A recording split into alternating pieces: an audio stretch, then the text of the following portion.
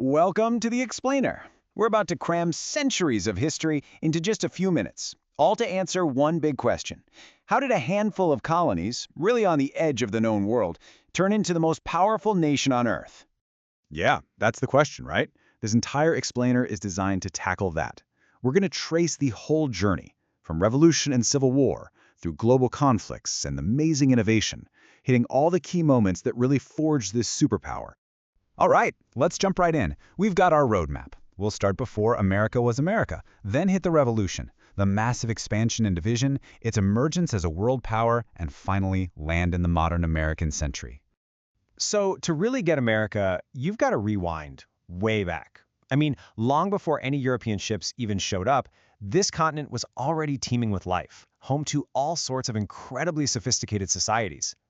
And this is what's so fascinating. It completely shatters the idea that American history started in 1492. I mean, you're looking at migrations from 15,000 years ago. Then you've got the Mississippian culture, building these amazing mound cities with huge trade networks. And get this, the Iroquois Confederacy, that was a democratic government up and running long before 1776 ever happened. Okay, so then the Europeans arrive, and they all want something different. You had Spain, all about conquest and colonization. The French, they were after the super lucrative fur trade. The Dutch were setting up a trade network. And the English were busy establishing agricultural colonies, think tobacco in Virginia. And with all these competing goals, you can just feel the conflict brewing, right? It totally set the stage for what was to come. But the biggest, most devastating blow to the native populations wasn't actually war, it was disease. They had absolutely no immunity to the illnesses the Europeans brought over. And the result? It's just staggering. It's estimated that up to 90% of the indigenous population was wiped out. Just think about that, a catastrophic loss. All right, so out of this whole chaotic mix of cultures and ambitions, the British colonies start to develop their own unique identity. But as they get bigger and more successful, so does their frustration with British rule. And that resentment, well, it's about to boil over into a full-blown revolution. You can really see the dominoes falling here. It starts with the French and Indian War, which was super expensive for Britain. So what do? They need cash. They start taxing the colonies. That leads to massive protests and boycotts. Then Britain cracks down, sending in more troops, and bam, that's what ignites the first shots of the war at Lexington and Concord. And really, this whole thing boiled down to one simple, powerful idea. It wasn't even just about the money. It was the principle of it all. The colonists were just not going to be taxed and governed by a parliament that was thousands of miles away. A government where they had zero voice. No way. So, the war itself was incredibly long and tough. They declare independence in 1776, but the real game changer was the Battle of Saratoga. That victory was huge because it convinced France to officially jump in on the American side, and that French support, it was absolutely critical. It led directly to the final British surrender at Yorktown.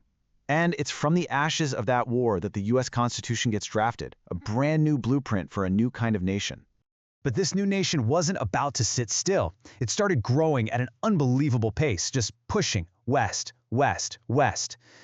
The thing is, all that rapid expansion started to reveal a really deep, really violent crack running right down the middle of the country. And what was driving all this? It was this powerful idea called manifest destiny. This was the belief, and a lot of people held it, that the U.S. was basically destined by God to expand all the way across the continent, from the Atlantic to the Pacific.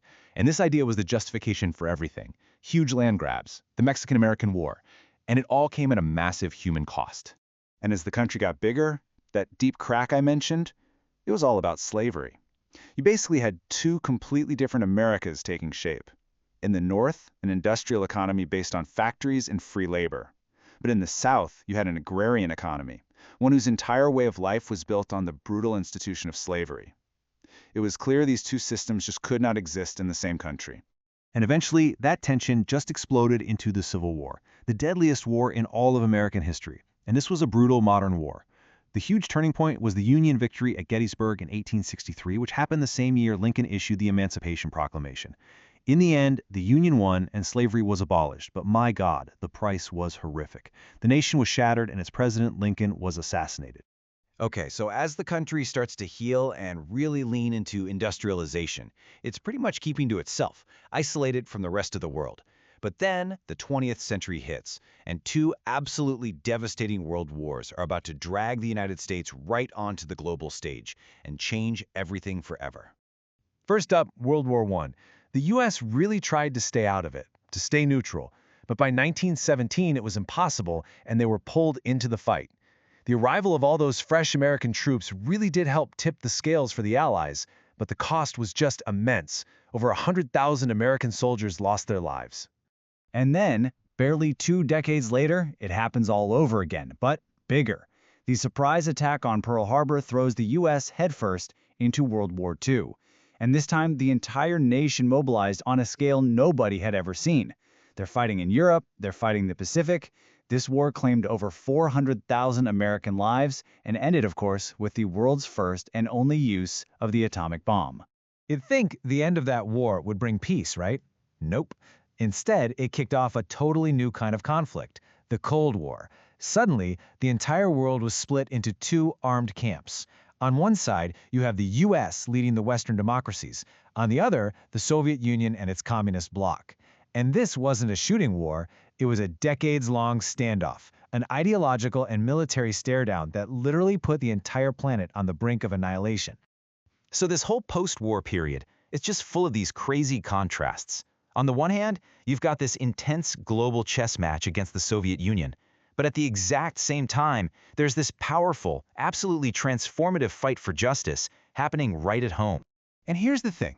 While America was out there promoting freedom all over the world, back home it was still struggling with segregation and deep inequality.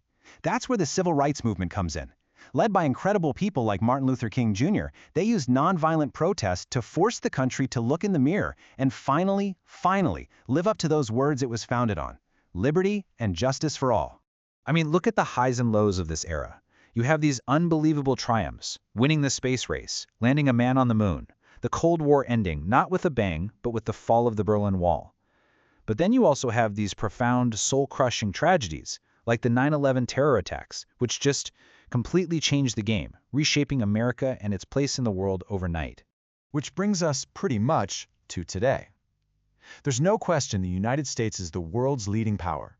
It's got an unmatched military, a huge economy. It's the center of tech. And yet, its story isn't just one of success. It's also a story of constant struggle. This ongoing effort to balance its incredible power on the world stage with all the complex challenges it still faces right here at home. And that really is the big question, isn't it? After this wild ride, from revolution to expansion to global conflict, the one thing that's for sure is that this nation's story is far from over. So what happens next? What's the next chapter? Because whatever it is, it's not just going to define